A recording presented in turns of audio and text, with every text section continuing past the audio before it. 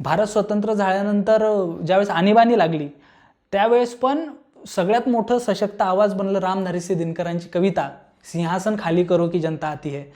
तर ज्या ज्या वेळेस गरज पडली आहे त्या त्यावेळेस आंदोलनाचा आवाज, समाज प्रबोधनाचा आवाज ही कविता राहिलेली आहे. म्हणजे राम नरसिंह दिनकरांची कविता तर सदियों से ठंडी बुझी आग सुखबुगा उठी, सदियों से ठंडी बुझी आग सुखबुगा उठी, मिट्टी सोने का ताज पहन इठलाती है, दो राह समय के रथ का घर घर नाद सुनो, सिंहासन खाली करो की जनता आती है. कोणाला म्हणता? इंदिरा गांधींना.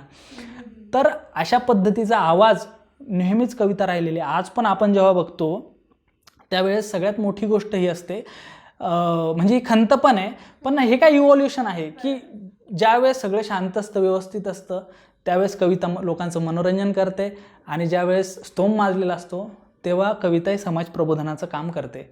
तर हे कवितेचं इव्हॉल्युशन आहे.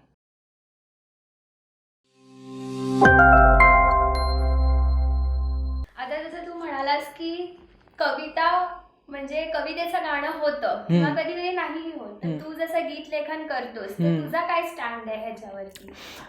आता सगळ्यात महत्त्वाची गोष्ट म्हणजे बघा की कवितेला जर शाश्वतता पाहिजे असेल, कवितेला जर लॉंग लाईफ पाहिजे असेल, तर त्याचं गीत होणं कंपल्सरी आहे. म्हणजे मला असं वाटतं की गीत होणं इन द सेम ती काहीतरी रिदममध्ये बसणं गरजेचं आहे. म्हणजे आता खूप जण म्हणतात की मराठी भाषा आपली कशी जिवंत राहील वगैरे. मी खूप छोटं उदाहरण देतो की मराठी भाषा तोपर्यंत राहील जोपर्यंत लहान बाळ ये रे रे पावसा म्हणेल, सो किंवा डास रे मोरा म्हणेल. ज्यावेळेस ये रे रे पावसाची जागा ट्विंकल ट्विंकल लिटिल स्टार घेईल त्यावेळेस मग मराठी भाषा किंवा मराठी कविता राहणार नाही. पण मला असं वाटतं की हेच ताकद आहे गीतांची, की गीत आपल्याला पटकन लक्षात राहतात, आणि म्हणून अभंगांचं सुद्धा गीतात रूपांतर झालेलं आहे. किंवा आपण जे कोणी मोठमोठे लेखक बघतो त्यांना आपण गीतकार म्हणून जास्त ओळखतो. म्हणजे नादो मानोरांना कोणी ओळखणार नाही जर नाव सांगितलं तर. पण मी जेव्हा म्हणतो की जांभूळ पिकल्या झाडाखाली ढोल कुणाचा वाजवतो, तो सगळ्यांना लक्षात येईल. आम्ही ठाकर ठाकर या रानाची पाखरं, तो ही खूप मोठी गोष्ट आहे. किंवा मंगेश पाडगावकर असतील, सुरेश भट असतील. सुरेश भटांनी गझलेत खूप मोठं काम केलेलं आहे. पण सुरेश भट हे लक्षात केव्हा तरी पहाटे, म्हणजे ही एक की तुम्हाला काय ताकद मिळते. हिंदीत पण असंच आहे की साहिर लुधियानवी खूप मोठे शायर, पण साहिर लुधियानवीला ओळख कोणी दिली? मैं पल दो पल का शायर हूँ, पल दो पल मेरी का, किंवा कभी कभी मेरे दिल में. तर ही मला वाटतं संगीत जोडल्या गेल्यानंतर ती ताकद आहे. पण एक खंत पण आहे की आता मोठमोठे गायक गातात पण गीतकाराचं नाव घेत नाहीत, सो त्यामुळे गीतकार माहीत होत नाहीत. तर मला वाटतं हे कुठंतरी आपण चेंज करायला पाहिजे, आणि यासाठी सगळ्या गोष्टी चालल्या आहेत. आणि तुझ्यासारखे गीतकार असतील येणारे तर नक्कीच हा एक पॉझिटिव्ह चेंज नक्कीच बघायला मिळेल. नाही, नक्कीच. खरं तर मलाही हे आवडेल की म्हणजे आपल्या हातून काहीतरी, आपण आपल्यापेक्षा खूप मोठमोठे लोक होऊन गेलेले आहेत, त्यांना जरी त्याचं क्रेडिट आपल्याला कुठंतरी देता आलं तर ती खूप मोठी गोष्ट आहे खरं तर. सो बघूयात आता कसं होतं. प्रवास सुरू आहे सगळ्यांचा. यस. तू गझलेचा उल्लेख केलास, तर कविता आणि गझल ह्यातला नेमका फरक काय आहे? ह्यातला ना खूप बेसिक फरक मी सांगतो. तसं बोलायला गेलं तर आपल्याला 4-5 तास लागतील, पण खूप बेसिक फरक गझल कवितेचा असतो की कविता जी आहे, कविता ही एक स्टोरी लाईन आहे. म्हणजे फॉर एक्झाम्पल तो तिला भेटतो, मग ते एका ठिकाणी भेटतात, बसतात, हातात हात घेतात, आणि नंतर ती त्याला सोडून जाते. ही एक स्टोरी लाईन आहे. या स्टोरी लाईनवरती कविता आधारित असते. म्हणजे कवितेतली 2 ओळी जर काढल्या तर तुम्हाला समजणार नाही कविता. पण गझलेतलं तसं नाही. गझल म्हणजे काय की गझलेतला प्रत्येक 2 ओळींचा शेर ही स्वतंत्र कविता असते. म्हणजे गझलेमधल्या मी 2 ओळी काढून जर तुला ऐकवल्या की मी लिहितो ते माझे नाही तुमचे आहे, माझी कविता माझी नसते सुचल्यानंतर, तर तुला कळून जाईल की मला काय म्हणायचं आहे. तर असे 5पेक्षा जास्त जर शेर, म्हणजे 5पेक्षा जर स्वतंत्र कविता जर त्या गझलेमध्ये असल्या तर तुम्हाला त्याला गझल म्हणता येतं. हा खूप बेसिक फरक आहे, पण आपल्या सगळ्या रसिकांना पण जाणून घ्यायची उत्सुकता असते, तर त्यांच्यासाठी मी हा सांगितला. गरजेचं आहे, कारण आजकाल खूप जणांना ह्यातला फरकच कळत नाही नेमका काय फरक. बरोबर आहे. आता एवढंच आपण सगळं बोललोय, तर तुझा आवडता कवी कोण? माझे आवडते कवी हिंदीत जर तुम्ही म्हणाल तर मी जसं सांगितलं की रामधारीसे दिनकर आहेत, ज्यांची मी कविता पण आपल्याला ऐकवली, ती सिंहासन खाली करो की जनता आती है. मराठीत म्हणाल तर भटसाहेब आहेत, कारण मी गझल लिहितो तर मला जास्त अट्रॅक्शन त्यांच्याबद्दल आहे. त्यानंतर मंगेश पाडगावकर आहेत, नाधो महानोर आहेत. तर मला हे कवी खूप आवडतात.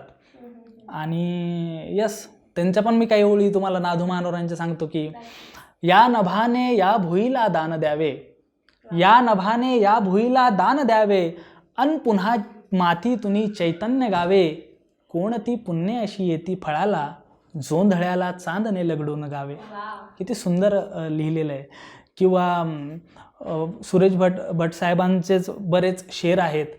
आता आपलं बोलणं चाललं आहे तर सुरेश भट साहेबांचा किस्सा सांगतो मी की भट साहेबांनी जेव्हा गझल मराठीमध्ये आणली त्यावेळेस बरेच जण म्हटले की तुम्ही उर्दूतून गझल आणली, मग तुम्ही शब्द पण घेऊन याल उद्या, आणि मराठी कुठं राहील त्याच्यात. तर सुरेश भट साहेबांनी एक शेर लिहिला होता त्यावेळेस की प्रचंड टीका त्यांच्यावर झाली, आणि भट साहेबांनी तेव्हा लिहिलं की साय मी खातो मराठीच्या दुधाची, साय मी खातो मराठीच्या दुधाची, मी कुणाचा उंबरा झिजवू कशाला. म्हणजे माझी भाषा इतकी प्रगल्भ आहे, मला कोणाचे शब्द उसने घ्यायची गरज नाही. आणि खूप टीका पण झाली की गझलसारखा एक विषय तुम्ही मराठीत आणला समकालीन कवीने. तर त्यावेळेस ते नेहमी एक गोष्ट सांगायचे की जरी या वर्तमानाला कळेना आमुची भाषा, विजा घेऊन येणाऱ्या पिढ्यांशी बोलतो आम्ही. तर मला वाटतं की आमची पिढी ही विजा, आमच्यासाठीच त्यांनी हे सगळं केलं. आणि आज सांगायला आनंद होतो मला की गझल फॉर्म हा सगळ्यात पॉप्युलर फॉर्म आज आहे. जी उर्दूत पण, तर उर्दूमध्ये तर खूप काम झालं पण मराठीत सुद्धा सगळ्यात पॉप्युलर जे ते गझल आहे. So yes. अपूर्व, तू इतकी कवी संमेलनं केली आहेस, इतकी बक्षिसं मिळाली आहेत तुला, तर तुझा एखादा अनुभव कविता संमेलनातला? मी खरं तर वयाच्या 21व्या वर्षी पहिल्यांदा कवी संमेलन 19व्या वर्षी म्हणजे 2016ला मी पहिल्यांदा कवी संमेलनाला मला आमंत्रण आलं. आणि तो एक्सपिरियन्स खूप भारी होता माझ्यासाठी, कारण मी कविता म्हटली आणि कार्यक्रम झाल्यानंतर एक लिफाफा दिला माझ्या हातात आणि त्यामध्ये 500 रुपयाची नोट होती. तर मला तेव्हा असं वाटलं की अरे कविता म्हणायचे पैसे. तर मी त्यांना म्हटलं अरे नको मला, म्हणजे त्यावेळेस कसं असतं आपल्याला कोणी स्टेज देतं आहे तीच खूप मोठी गोष्ट. आणि त्यावेळेस स्टेजवरती मी ज्यांच्याकडे बघून कविता शिकलो ती सगळी लोकं होती. आणि मला ती जेव्हा नोट दिली तेव्हा मी म्हटलं मला नको. मग ते म्हटलं अरे राहू दे भाड्याला तुला. म्हटलं अरे मी इथून टी पॉईंटवरतून आलेलो आहे, 10 रुपये भाडं लागलं मला रिक्षाला. तर ते म्हटले तुझ्यासाठी नाही आहे, तुझ्या कवितेसाठी आहे. तर मला तेव्हा कळलं की कवी संमेलनात जो रिस्पेक्ट तुम्हाला मिळतो ती अमाऊंट खूप कमी होती, मात्र त्या व्यासपीठांवरती बसणं. कारण काय माहिती आहे का, आपण आता सोशल मीडियावरती खूप गोष्टी लिहितो, आपल्याला कमेंट्समध्ये लाईक्समध्ये याला पैसे लागत नाहीत लोकांना, किंवा लोक खास तुमच्यासाठी येत नाहीत. ते रिकामे बसलेले असतात आणि ते स्क्रोल करतात, त्यांना तुमचं दिसतं ते लाईक करतात. पण कुणीतरी शेकडो लोकांचा मॉब हा आज कवी संमेलन आहे आणि तिथे हे कवी आहेत हे बघून जेव्हा खास तुमच्यासाठी येतो आणि 2 तास 3 तास ते तिथे स्पेंड करतात, आणि ज्या टाळ्यांचा आवाज असतो, जी सगळी तिथलं वातावरण असतं ना, ते खूप आल्हाददायी असतं. आणि मला वाटतं स्टेजची ती एक नशा आहे वेगळी, ती तुम्ही ऑनलाईन नाही अनुभवू शकत. सो मला ते खूप एक स्टेज म्हणजे माझ्यासाठी एक मंदिर आहे, गिरजाघर आहे जे म्हणायचं म्हणा, पण खूप पवित्र ती गोष्ट माझ्यासाठी आणि खूप सॅटिस्फाईंग मला तो टाळ्यांचा आवाज वाटतो. So yes. शेवटचा प्रश्न अपूर्व, माझ्या विचारांच्या बरणी थ्रू तुला एखादा मेसेज जो प्रेक्षकांना द्यावासा वाटेल किंवा आमच्या बरणीत ओतावासा वाटेल असा कुठला विचार? मला एकच गोष्ट सांगायची आहे, कारण आपण कवितेबद्दल सध्या बोलतोय. तर गोपालदास नीरज म्हणून एक कवी आहेत मोठे, त्यांचे वाक्य आहे की आत्मा के सौंदर्य रूप का शब्द रूप है काव्य, मानव होना भाग्य है, कवी होना सौभाग्य. तर लिहायला लागा, व्यक्त व्हा. कारण आज काय झालं आहे की आपण मोबाईलवर जास्त व्यक्त होतो, म्हणजे आपल्या बोलण्याची जागा स्माइलीजने घेतली आहे. सो ते न करता जे वाटेल ते लिहा, जसं वाटेल ते बोला, खूप व्यक्त व्हा, घरच्यांसमोर व्हा, सोसायटीसमोर व्हा. आणि ही सगळ्यात मोठी गोष्ट आहे की आपण व्यक्त होऊ शकतो, आपण विचार मांडू शकतो. आणि हाच मला विचारांच्या बरणी थ्रू एक विचार द्यायचा आहे की विचार मांडत राहा. नक्कीच, म्हणजे बोलणं आज जास्त गरजेचं आहे. नुसतं आपण सोशल मीडियावरती काही टाईप केलं किंवा चॅट केलं त्याचा अर्थ व्यक्त होणं असं नाही. तर हा खूपच चांगला विचार आहे आणि तो प्रेक्षकांपर्यंत पोहोचावा अशी माझी इच्छा आहे. धन्यवाद अपूर्व. थँक्यू. खरंच तू आज मजा आली. आमच्यासोबत इतक्या छान गप्पा मारल्यास. गप्पा नव्हे तर एक उत्तम मार्गदर्शनच होतं खरं तर हे. थँक्यू. तर आजच्या सेगमेंटची सांगता सुद्धा तुझ्याच एखाद्या कवितेने करावीस अशी माझी इच्छा आहे. मी कविता समोर तरुण वर्ग आहे तर एक रोमॅन्टिक कवितेने करतो मी. वाह, नक्कीच. की हळुवार झाली तुझी सैलवेणी, हळुवार झाली तिची सैलवेणी, तिचा श्वास श्वासामध्ये दाटला, वाह. पुन्हा रात झाली, पुन्हा सूर्य विझला, सदेही मशाली पुन्हा पेटल्या, नभी चंद्रसुद्धा जरा स्तब्ध झाला, बघाया उतरल्या तिला चांदण्या, तिला स्पर्श माझा असा जाहला की तिच्या सर्व शंका तिथे दाटल्या, मिठी मारली घट्ट इतकी मला की कराकर तिच्या वाजल्या बांगड्या, तिचे ओठ कानाजवळ येत गेले, किती प्रेम आहे मला सांगण्या, आणि जसा जात गेला पुढे वेळ थोडा, हृदयातली वाढली स्पंदने, मला भान नव्हते जगाचे तसे अन, चिडवण्या मला वाजली पैंजणे, चिडवण्या मला वाजली पैंजणे. थँक्यू. धन्यवाद. विचारांच्या बरणीमधला हा आपला आजचा सेगमेंट जर तुम्हाला आवडला असेल तर नक्की शेअर करा आणि विचारांच्या बरणीला सबस्क्राईब करायला विसरू नका. येस, नक्की सबस्क्राईब करा. Till then see you in the next video.